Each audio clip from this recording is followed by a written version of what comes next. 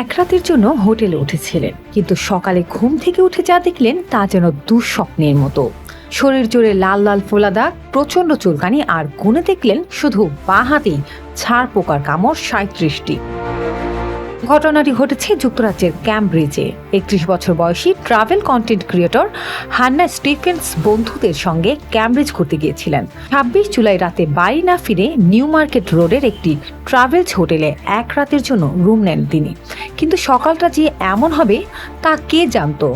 ঘুম থেকে উঠে প্রথমে শরীরে অস্বাভাবিক চুলকানি টের পান হান্না। এরপর হাত পা ও শরীরের বিভিন্ন জায়গায় দেখতে পান ফোলা লালচে দাগ। বিষয়টি বুঝতে গিয়ে বালিশে চোখ পড়তে আরো অবাক তিনি। রক্তের দাগ, কালো দাগ, আর একটু খেয়াল করতেই দেখা যায় বিছানায় ছাড় পোকা।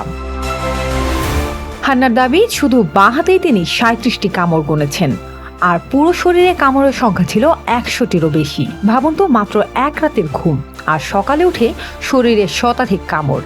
ঘটনার ছবি ও নিজের অভিজ্ঞতা টিকটকে পোস্ট করেন হান্না। মুহূর্তেই তা ছড়িয়ে পড়ে।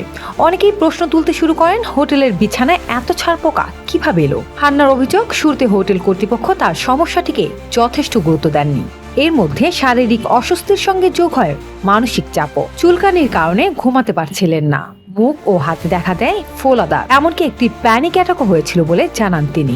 এরপর আসে আরো অস্বস্তিকর পরিস্থিতি। জীবন অবাক না করলে কে করবে? 28% মিল্ক ফ্যাটের অবাক করার সাথে ফ্রেশ মিল্ক পাউডার। জীবন অবাক করুক প্রতিদিন। এই অবস্থাতেই তাকে একটি পারিবারিক বিয়েতে যেতে হয়েছিল। শরীরের দাগ ঢাকতে নতুন পোশাকও কিনতে হয়। অথচ হান্না এর আগে এশিয়া, আফ্রিকা ও দক্ষিণ আমেরিকার বিভিন্ন দেশ ভ্রমণ করেছেন, কিন্তু ক্যামব্রিজে এসে এমন অভিজ্ঞতা হবে এটা তিনি কখনো ভাবেননি। তবে সামাজিক যোগাযোগ মাধ্যমে বিষয়টি ভাইরাল হওয়ার পর শেষ পর্যন্ত হান্নার সঙ্গে যোগাযোগ করে ট্রাভেল হোটেল কর্তৃপক্ষ দুঃখ প্রকাশ করে। পরে প্রায় ২,০০০ পাউন্ড অর্থাৎ বাংলাদেশি টাকায় প্রায় ৩ লাখ টাকার ক্ষতিপূরণ গ্রহণ করেন হান্না।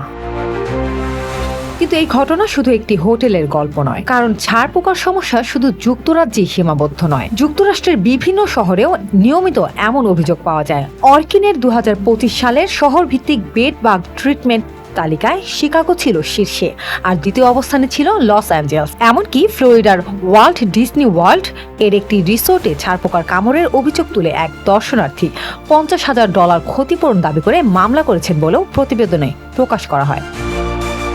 তবে একটা বিষয় পরিষ্কার করা দরকার, ছারপোকা পাওয়া মানেই হোটেল অপরিষ্কার এমনটা কিন্তু সব সময় নয়। এই ছোট্ট পোকা লাগেজ, কাপড় কিংবা ব্যক্তিগত জিনিসের সঙ্গে এক জায়গা থেকে আরেক জায়গায় চলে যেতে পারে, তাই সতর্ক হওয়ার কোনো বিকল্প নেই। লোপা ইসলাম, নিউজ ডেস্ক, দৈনিক ইনকিলাব।